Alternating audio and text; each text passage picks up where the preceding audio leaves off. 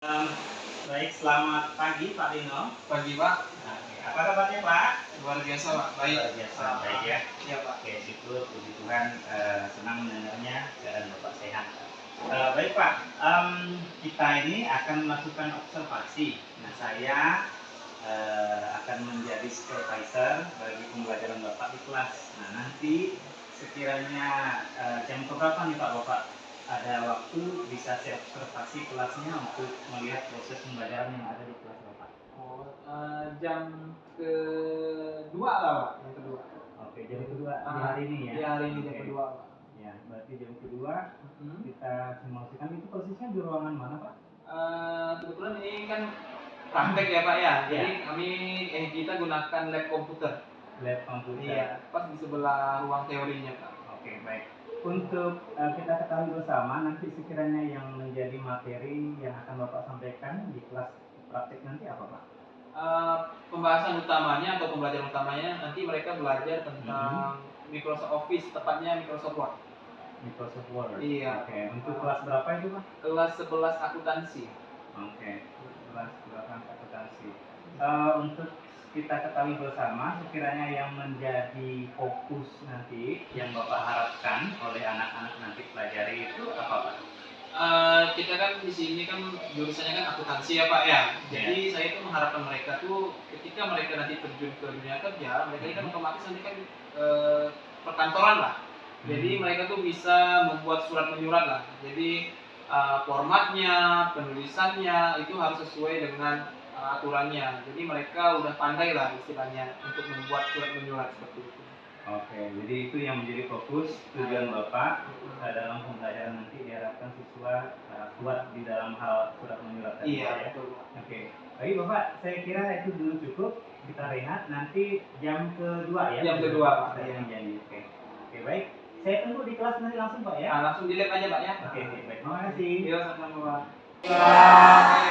Seperti yang minggu lalu yang telah kita bahas, ya kita mempelajari tentang Microsoft Word ya. Ya minggu lalu kan kita udah sampaikan tuh dasar-dasar dalam penggunaannya, ya. Misalnya shortcut-shortcutnya, ya. Yang menyimpan tadi shortcutnya apa? Yang kemarin shortcut untuk menyimpan. Ya. Lalu kalau yang untuk save as, ya itu juga ada shortcutnya ya. Cuma bedanya ya Ctrl Shift S.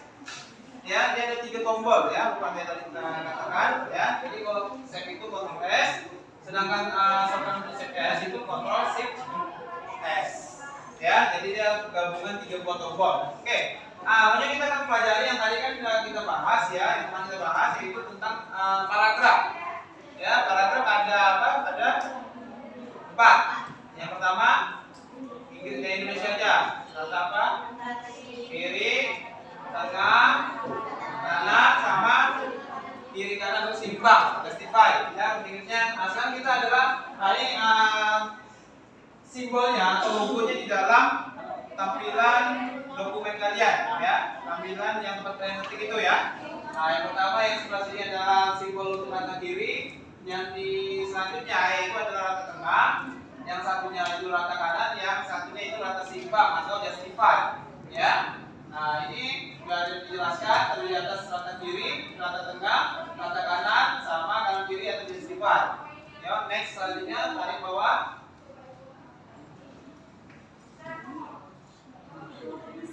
Cepat-cepat Kak. Tahan ya, satu gitu ya. Oke.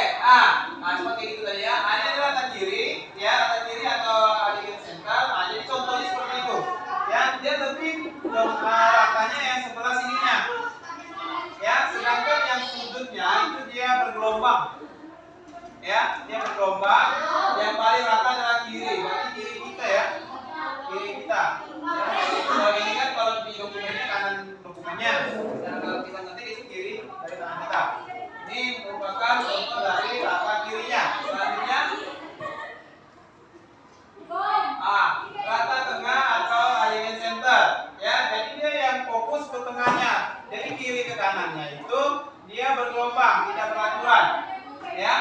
Jadi dia seperti ini, dia kebanyakan sih untuk judul lah ya, untuk judul itu menggunakan namanya center ya, terletak tengah. Lanjut, shortcutnya kontrolnya ya.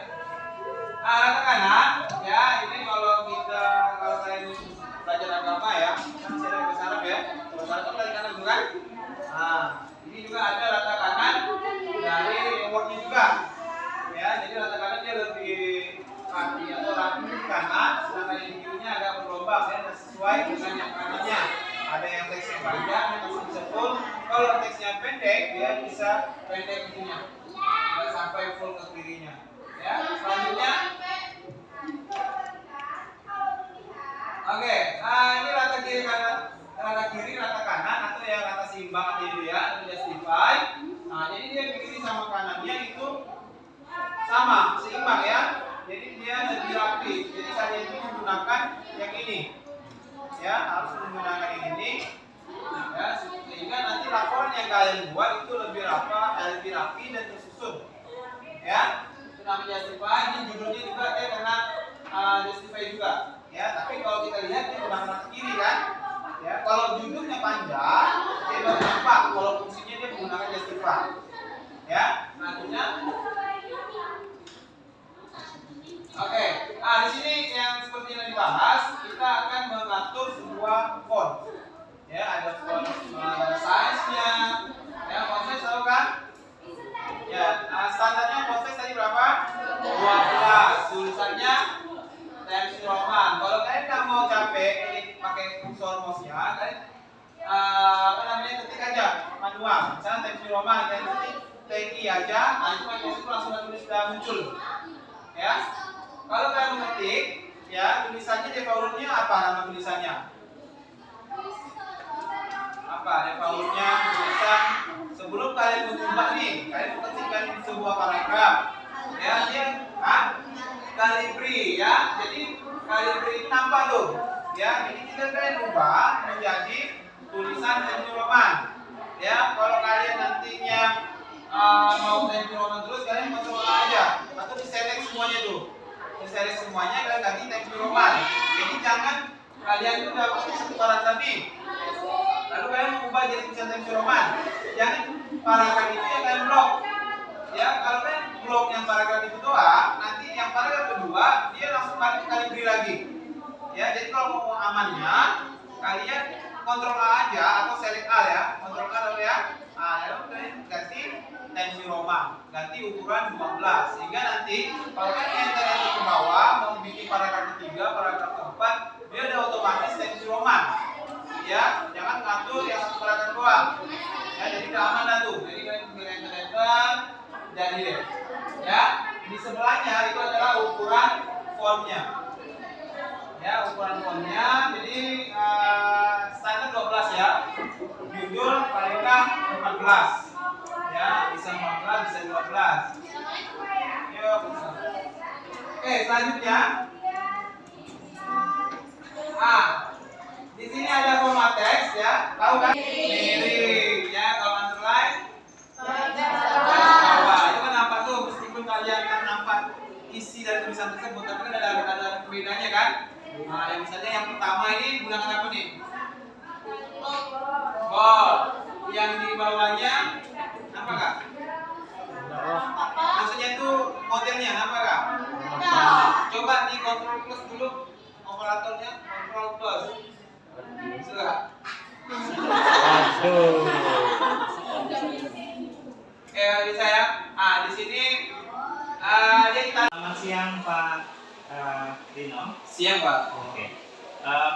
Baik, terima kasih Pak. Tadi kita sudah melakukan proses pembelajaran dan juga dari proses pembelajaran yang Bapak lakukan tadi, dan juga saya sudah lihat di kelas bagaimana implementasinya ya kan terhadap fokus pada pembelajaran Bapak yang Bapak ingin harapkan anak itu capai gitu ya. Itu tadi bisa membuat surat menyurat berhubungan dengan konsentrasi mereka ya. Oke.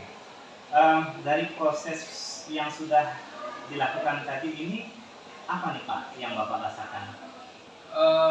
Prosesnya yang tadi saya rasakan ya Bang, anak-anak itu pertama sih kurang fokus sih Pak. Karena kan kita ini di lab komputer, ya kan, dimana lab komputer ini kan sangat luas. Iya. Jadi jarak pandangan anak ke in fokus ya, layar kita menjelaskan itu yang di belakang itu kurang jelas.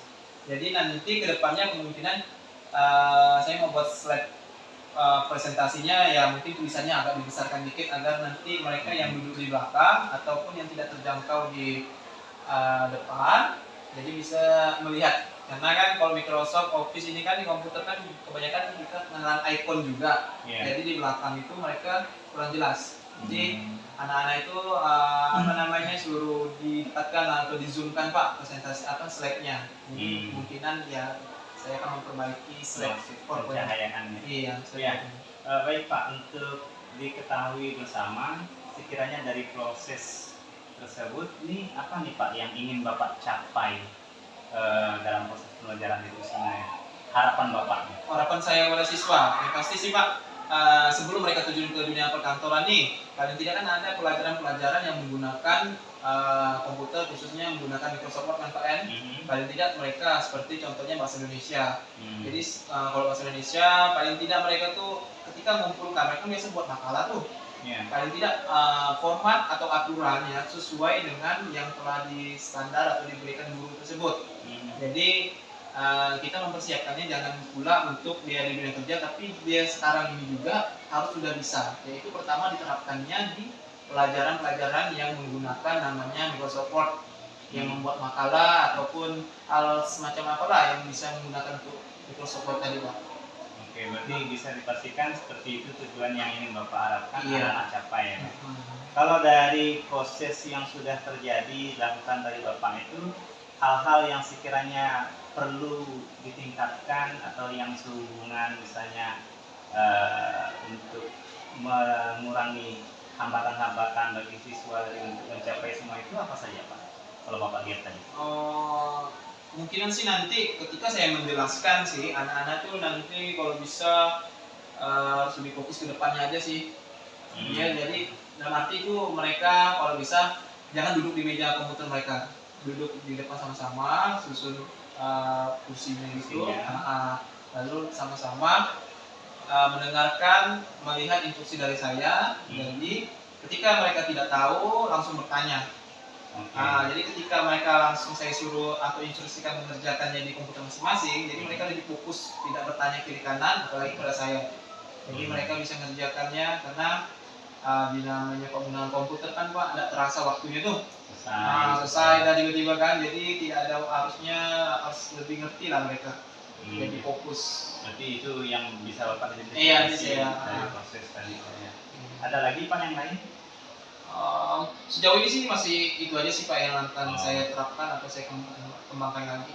Oke, baik. Terhadap itu semua nih Pak, lalu untuk itu semua yang ingin Bapak pecahkan tadi, rencana Bapak tindak lanjutnya apa nih Pak?